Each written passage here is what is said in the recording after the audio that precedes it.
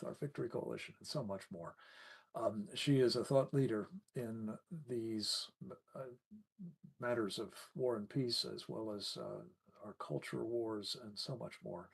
I commend to you the resource of her AmericanFreedomAlliance.org, as well as remarks like those that she will be making now on the subject of why defeating evil matters. Any substitute for victory will ensure we are afflicted by much more of it in the Middle East and far beyond. Dr. Siegemund, welcome back. The floor is yours. Frank, thank you so much. And it's really an honor, again, to be part of this august group addressing not only a key issue as you address every week, but the timeliness of this, the urgency of this, the concern, really the global impact of exactly what we're talking about today. It's kind of, it feels unmatched. It feels we're in a uniquely historical moment.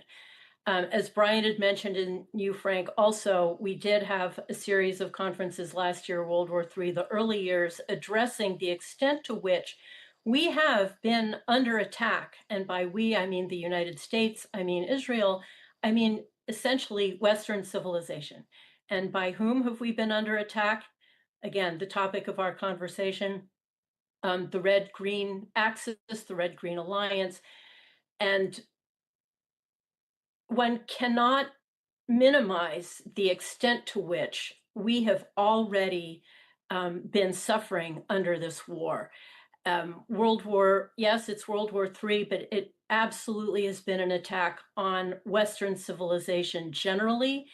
And by that, I also mean Judeo-Christianity, all nations that have at one time or another, even if they've walked away from it, increasingly becoming secularized, Judeo-Christian values. This has been, between China and Iran and the rest, a war on Western civilization, on Judeo-Christian values. And this is why all efforts are poised right now against Israel as the outpost of exactly this. And you can tell the extent to which an entity feels that something is an important target for them, and that is by the intensity with which they will fight against it. Israel clearly is perceived as a load-bearing wall of Western civilization. It is an outpost of Judeo-Christianity, and therefore draws all the fire that is currently and has been over the decades been drawn at it. You know, in all the conversation that we're having, let's not forget the horror, the atrocities, the inhumanity of the slaughter on October 7th. What is happening right now is a response, it's seemingly, to my thinking, of a long overdue response to that attack. And let's also just give a moment to think about the humiliation and the pathetic nature of the deals that were made with the hostage exchanges. We would get a few hostages back in exchange for several hundred terrorists being returned by Israel. This is how that game is played. This is how negotiations happen. There is no through line. There is no way to contend with Sharia supremacists in conjunction with the CCP, who have as their core, absolutely their core tenet, to destroy Israel, to destroy America, to destroy Western civilization. We see what their negotiations look like. We've seen it over the decades, and we've seen it in particular in relation to October 7th. It is supremely ugly. President Trump has been very clear. Iran cannot get nuclear weapons. That's fantastic. Israel has been very clear in the position that they've taken over this past week. Again, taking the brunt of the violence. We've been talking a lot about proxies. They are proxy for all of us. And a war on Israel is a war on America. It is a war on Western civilization. And to ignore the efforts being made by Israel would truly be a horror. Not that we're doing that, but one sees this in conversation. Why does Israel matter? Israel matters for all of these reasons. We are in a unique moment in time right now. We are poised to win. To pull punches at this juncture not only would be a horror for Israel, but would be a horror on the world stage as they see, and every one of the speakers thus far has made this point, that the world is watching. We cannot withdraw. We cannot reveal any kind of weakness at this point in time. Peace through strength is just as true as war through weakness.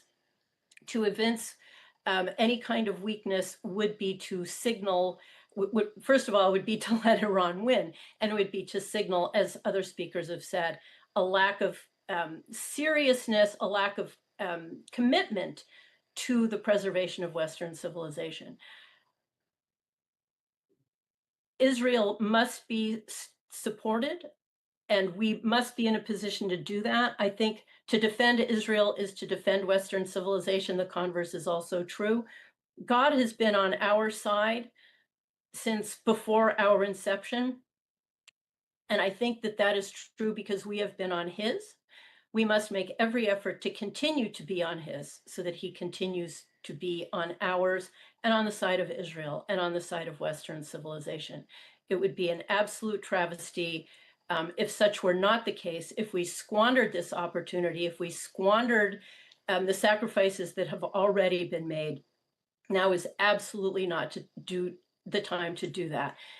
Given that there is this red-green axis, this red-green alliance, the axis of evil, as James Fennell has said, we must absolutely be the ones to stand up to that evil. It does fall to us. They recognize that it falls to us. That is the position that the United States and Israel have always taken, and I don't think we can walk away now. And I really think that the conversation that we're having here today is among the most important.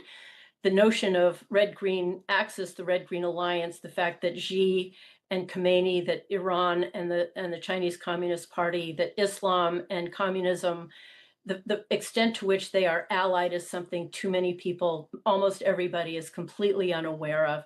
And even if China weren't allied with Iran, they are watching the fact that they are allies, and Iran is a proxy and Israel is also a proxy. People need to be very aware of. And as we go forward in the next, I hate seeing these next 2 weeks. I'm not happy that that's on the table. On the other hand, I'm pretty confident that President Trump absolutely understands the stakes, is not particularly willing to kick the can down the road, but does want to feel that he's done everything possible before the next step is taken. I'm fairly confident that he understands it, and I hope to bring the American people along. And I do hope that this MAGA divide is that peace is somehow made, and that there is a recognition that supporting Israel is also supporting the United States and is part of making America great again. Thank you. Thank you, Karen. Very well said, as always.